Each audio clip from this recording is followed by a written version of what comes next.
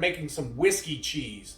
The whole idea behind this is kind of like beer cheese that you would have with pretzels, soft pretzels. The particular inspiration for this came from Three Crosses Distilling in Powhatan, Virginia. Of their restaurant menu, they have whiskey cheese they use their American whiskey for, and serve it with pretzel sticks, like Bavarian soft pretzel sticks. But I like this so much theirs is so good, I decided to come home and recreate it and kind of take my own little spin on it. So start off, I'm going to go ahead and get our...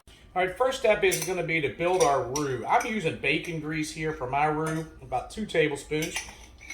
If you don't have bacon grease or don't want to use bacon grease, you use butter. All right, once we have our bacon grease all melted, or butter, we're going to put a couple tablespoons of flour in here.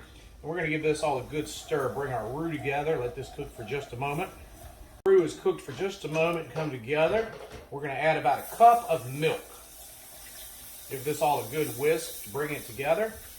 At this point, make sure you keep your milk close by in case it thickens up a little bit too much on you. You want to thin it out. But we're going to let this cook for about 5 or 6 minutes. Let that flour cook out and start to thicken up here over a low heat.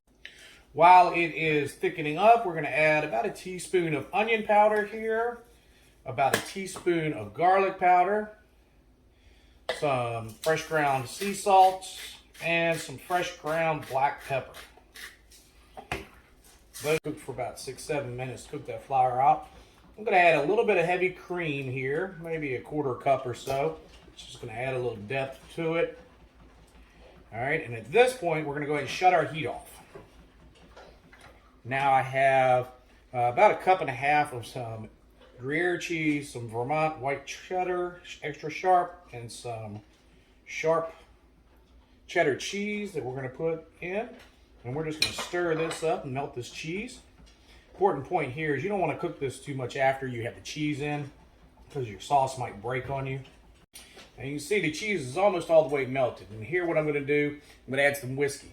This, I'm going to use the Painted Pig Smoky Bacon Maple Whiskey, which is from a distillery in the southeastern part of Virginia. I'm going to put a whole shot in there.